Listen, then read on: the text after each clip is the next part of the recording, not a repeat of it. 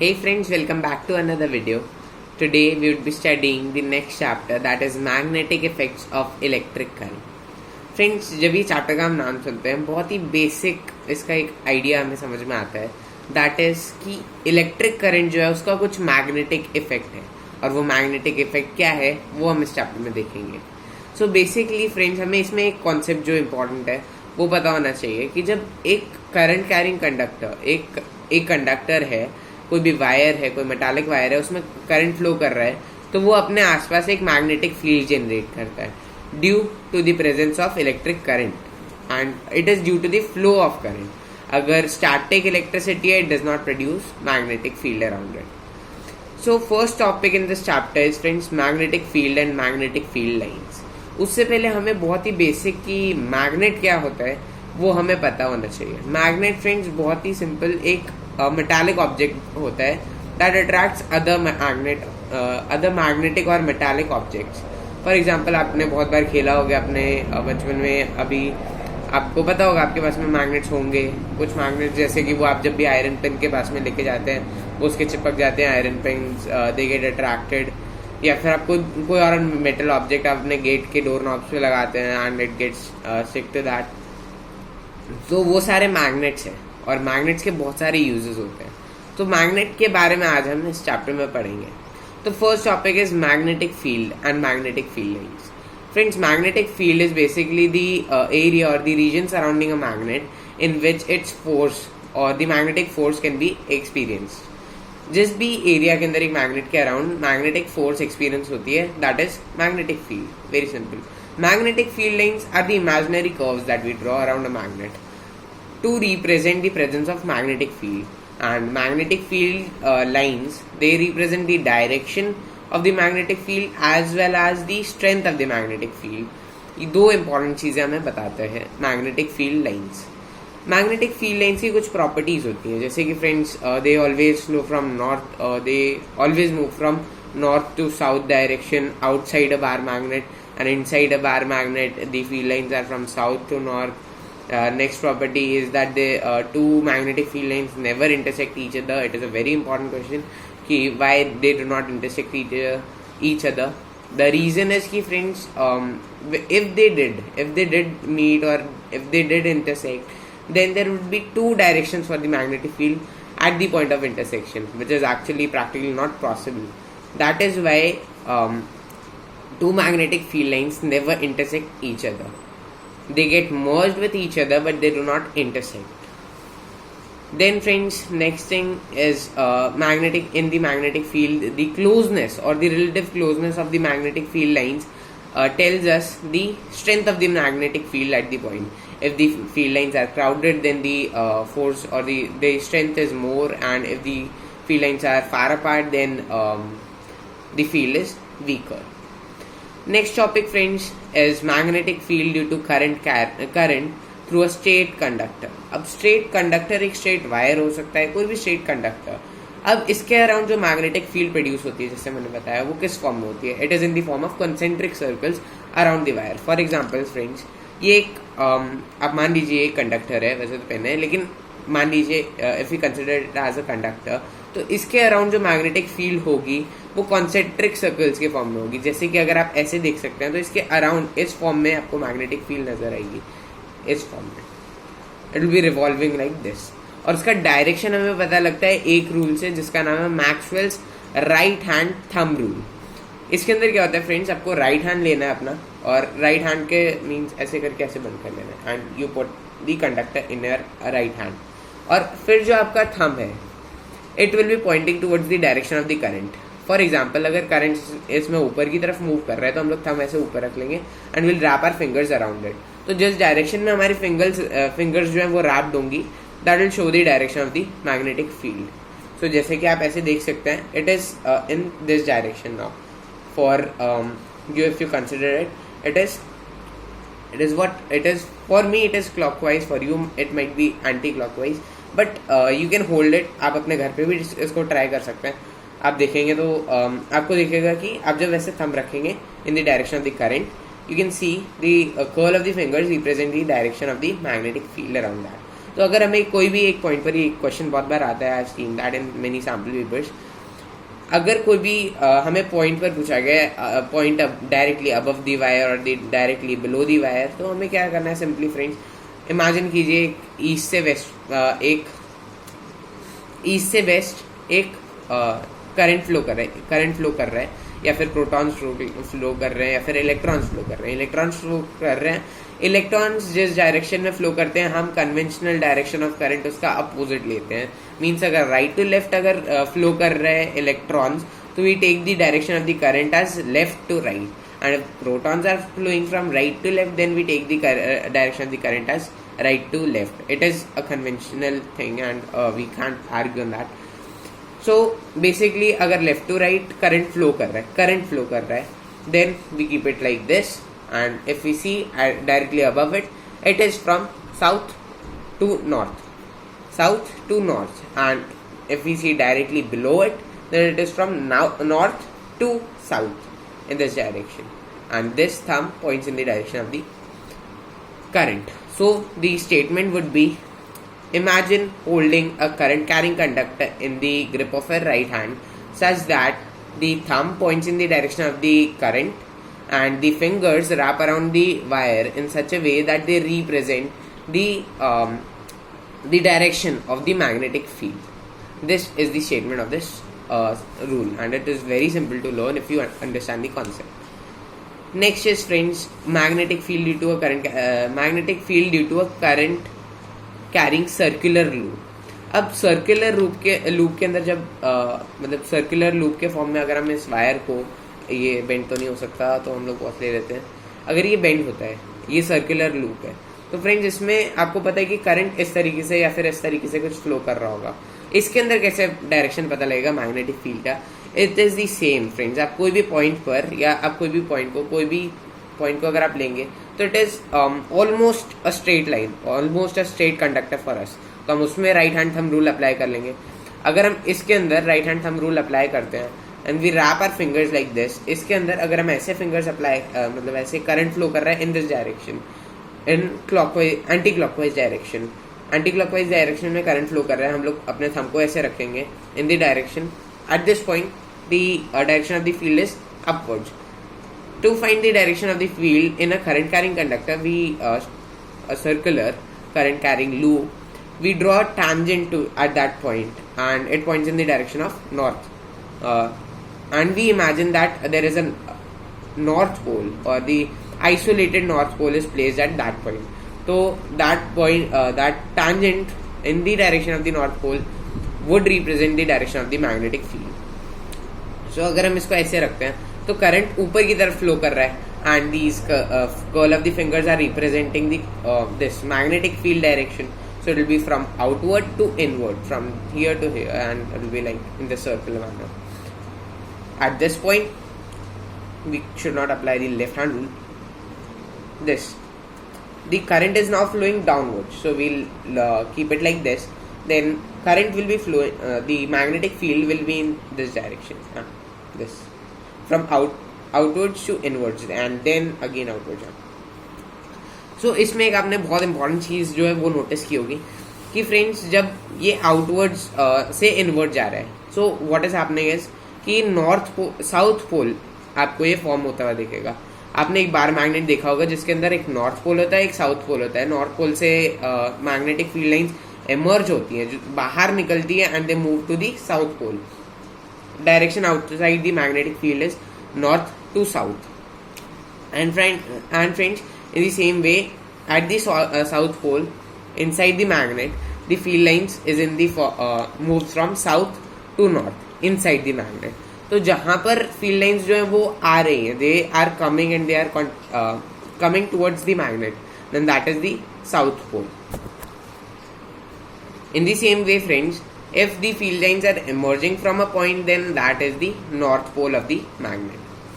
In the same way, in a circular loop, अगर जहाँ पर मैग्नेटिक फील्ड लाइंस लूप के अंदर जा रही हैं, they are going into the loop, then that face और that side would be forming the south pole of the loop and the north pole would be opposite side from where the field lines are emerging. Next topic is, friends, electromagnets. Friends, electromagnets कैसे form होते हैं उससे पहले आपको एक बहुत simple चीज that is solenoid वो पता होनी चाहिए। देन फ्रेंड्स जो नेक्स्ट चीज है that is that is solenoid. तो सोलेनॉइड इंपॉर्टेंट क्यों है? सोलेनॉइड जो है they are used in formation of electromagnets. Electromagnets friends कैसे फॉर्म होते हैं? एक सोलेनॉइड क्या होता है? Solenoid is a coil of n number of turns or of many turns that are wrapped of copper wire, insulated copper wire wrapped around a cylindrical object or you can call it. So उसके around जब हम लोग coil को rap कर देते हैं in the form of circular ring like structures, और बहुत सारे मतलब हम लोग इसके लूप्स बना देते हैं, बहुत सारे ऐसे सर्कुलर फॉर्म में आपको शेप्स फॉर्म होते दिखेंगे, तो वो एक सोलेनॉइड फॉर्म करता है। सोलेनॉइड के अंदर जो एक आपकी लूप देखेंगे, आप एक लूप अगर देखेंगे, ऐसे स्प्रिंग आपने अगर देखी होगी तो स्प्रिंग के अंदर बहुत सारे ऐसे होते हैं, और अगर आप स्प्रिंग के दोनों एंड्स को एक बैटरी से अगर आप कनेक्ट कर देते हो तो that forms a solenoid. But the important thing is कि जो वायर जो आपका रैप्ड है, जो आपके स्प्रिंग है, दैट शुड बी इंसुलेटेड। उसके ऊपर एक बहुत ही थिन इंसुलेटेड कवरिंग होनी चाहिए, जैसे एक अगर एक कॉपर वायर है उसके ऊपर, तो एक सोलेनॉइड फॉर्म करेगा। और सोलेनॉइड तब नहीं फॉर्म होगा अगर वो इंसुलेटेड नहीं है, क्योंकि जो करंट है वो आपका जो मेटालिक ऑब्जेक्ट, जो मेटालिक सिलेंडर है उसके अंदर फ्लो कर जाएगा, तो जब उसमें फ्लो कर जाएगा it won't be forming any magnetic field. So solenoid तभी फॉर्म होगा। और सोलेनॉइड जब फॉर्म होते हैं तो इसके अंदर field line at any of the rings, at all the rings, at the n number of rings जो है वो हर रिंग की ऐड हो जाती है magnetic field. So the magnetic field is much more stronger when the number of turns in the coil are more. जितने ज्यादा turns होंगे उतनी ज्यादा मैग्नेटिक फील्ड की स्ट्रेंथ होगी। इन दी सेम वे फ्रेंड्स, अगर हम लोग करंट को इंक्रीज कर देते हैं, और करंट अगर इंक्रीज होगा तो मैग्नेटिक फील्ड जो है वो भी ज्यादा स्ट्रेंथ, ज्यादा इंटेंसिटी की प्रोड्यूस होगी। So what we get to know is कि magnetic field is directly proportional to the current flowing through the magnetic field. Let me repeat. Magnetic field is directly proportional to the amount of current flowing through the conductor and the number of turns in the coil. अगर एक coil का हमें बताया जाए तो उसमें जितने ज़्यादा turns उतना ज़्यादा magnetic field, magnitude of the magnetic field will be more when the current will be more. Solenoid का यूज इलेक्ट्रोमैग्नेट्स में होता है। How are electromagnets formed? एक सोलेनॉइड, जब आप सोलेनॉइड को के अंदर आप एक सॉफ्ट आयरन कोर इंसर्ट कर देते हैं, और जो तो क्या होता है, जब आप करंट फ्लो करेंगे तो उसकी जो मैग्नेटिक फील्ड फॉर्म होगी सोलेनॉइड की, that will merge with the magnetic field form, that will be the magnetic field around the soft iron core. Soft iron core increases the intensity of this magnetic field, और जब ये increase करता है तो ये खुद भी मैग्नेटाइज हो जाता है. The solenoid magnetises the soft iron core, और जब ये मैग्नेटाइज हो जाता है तो क्या होता है फ्रेंड्स, इलेक्ट्रोमैग्नेट फॉर्म होता है. Electromagnet are the magnets that have magnetism property only as long as the current is flowing through the conductor or through the electromagnet. जब तक current रहेगा the magnetic property will be there, they'll be able to attract the thing. But अगर हम current switch off कर देते हैं, we cut down the current, then जो magnetic field है it will go off, वो नहीं रहेगी. But the advantage is that we can control the amount of or the strength of the magnetic field. And friends, we can also control, we can also switch on and switch off the magnetic field, or we can cut down the magnetic field. That we can't do in the permanent magnets. जैसे कि एक बार magnetic field हमेशा exist करती है उसके around, उसकी strength जो है, उसकी फील्ड की स्ट्रेंथ वो कम हो सकती है, but it exist every time, हर टाइम पर उसके अराउंड रहती है. We can not remove the field from the bar magnet. Next topic friends, it is a force on a current carrying conductor in a magnetic field. अब friends हमने पढ़ा कि एक करंट कैरिंग कंडक्टर जो अपने around एक magnetic field generate करता है. अब फ्रेंड्स जब ये मैग्नेटिक फील्ड जनरेट हो रही है और इसी करंट कैरिंग कंडक्टर को प्लेस कर देते हैं एक एक्सटर्नल मैग्नेटिक फील्ड के अंदर. अब एक्सटर्नल मैग्नेटिक फील्ड के अंदर प्लेस करने से फ्रेंड्स क्या होता है कि वो जो कंडक्टर है वो एक फोर्स एक्सपीरियंस करता है. अब क्यों फोर्स एक्सपीरियंस करता है, that is an important thing. So friends, ये वही बात हो गई कि आप एक मैग्नेट के सामने दूसरा मैग्नेट लेके आ रहे हैं। अगर वो मैग्नेट दोनों है, उनका नॉर्थ पोल जो है वो सामने रहेगा या फिर दोनों साउथ पोल सामने रहेंगे तो वो रिपेल करेंगे, और अगर एक नॉर्थ पोल और एक साउथ पोल होगा तो they will attract. In the same way friends, अगर इसके अराउंड एक मैग्नेटिक फील्ड जनरेटेड है, मतलब जो कंडक्टर है उसके आसपास एक मैग्नेटिक फील्ड है due to the current flowing through it, और हम इसको एक एक्सटर्नल मैग्नेटिक फील्ड के अंदर रख देते हैं, ये एक्सटर्नल मैग्नेटिक फील्ड है, इसके अंदर अगर हम लोग रख देते हैं then it will experience a force. Why? Because ये जो मैग्नेटिक फील्ड है, एक्सटर्नल मैग्नेटिक फील्ड, उस वो जो फील्ड है, जो वो फील्ड लाइंस और इस कंडक्टर की field lines they will interact, और जब ये इंटरेक्शन होता है तो इससे अट्रैक्टिव है रिपल्सिव फोर्सेस जो है वो प्रोड्यूस होती है। That is why a current carrying conductor when placed in an external magnetic field it experiences a force on it, and it is perpendicular. The force is perpendicular to the direction of the magnetic field, external magnetic field, and the direction of the current inside the conductor.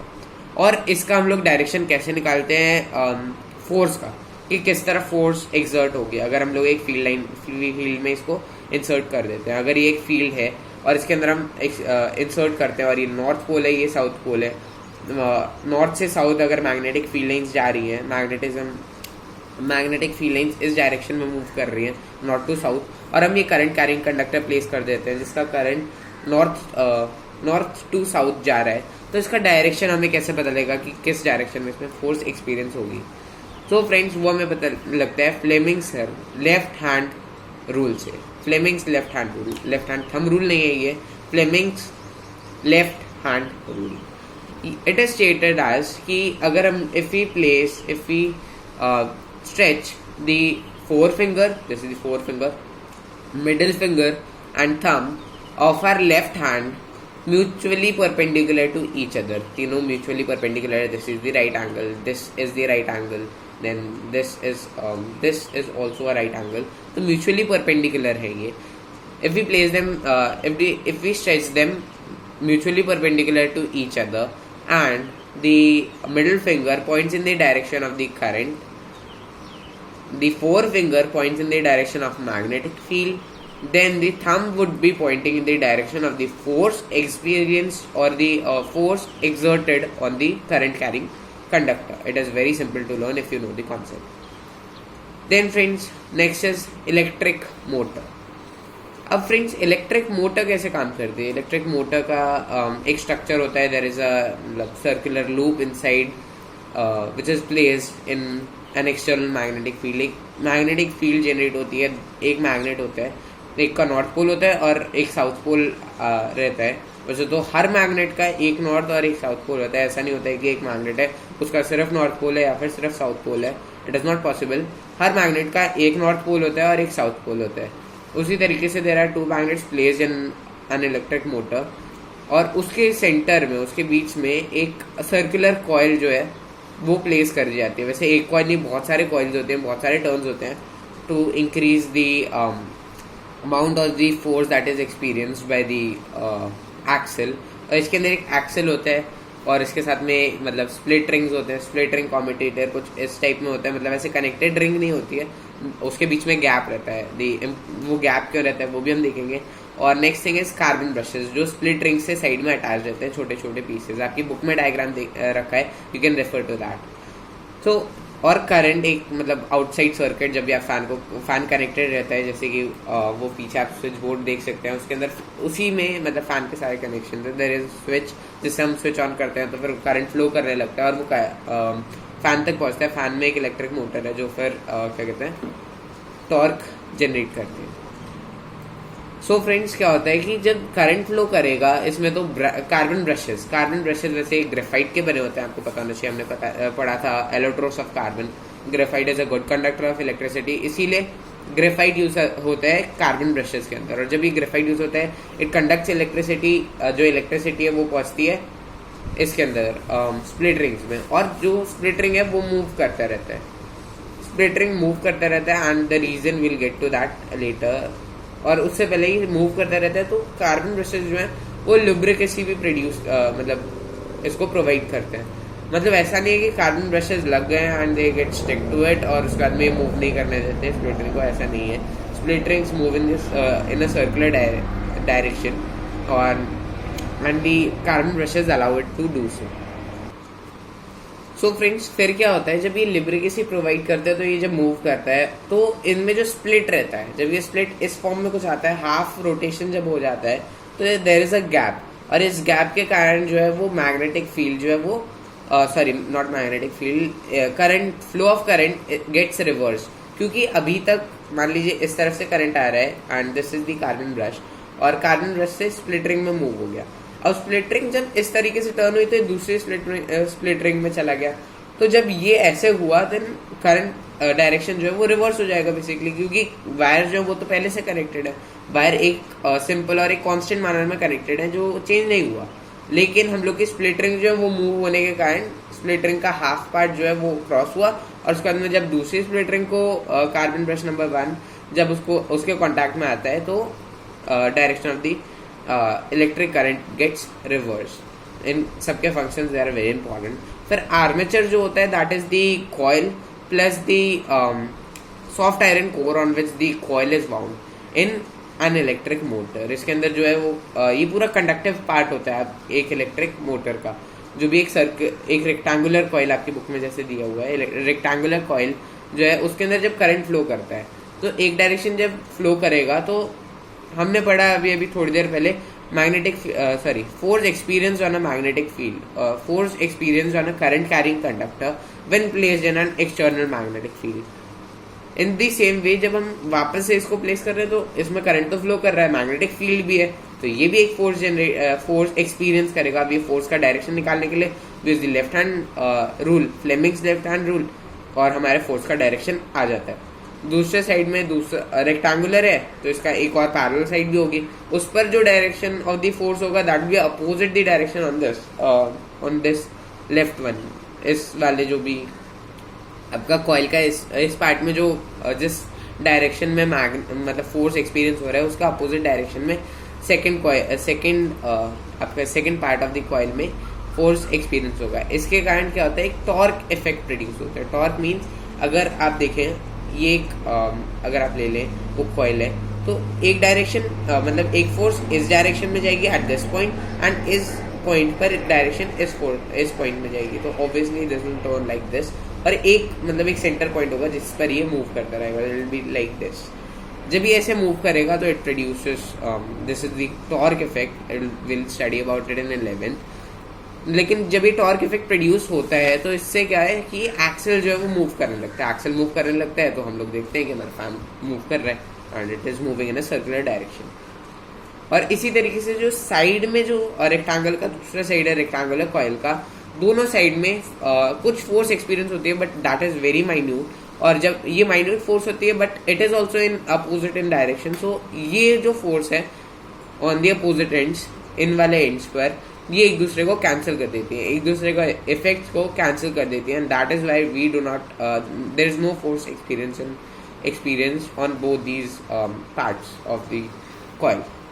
ये था functioning of the electric motor. Then friends next thing is electromagnetic induction.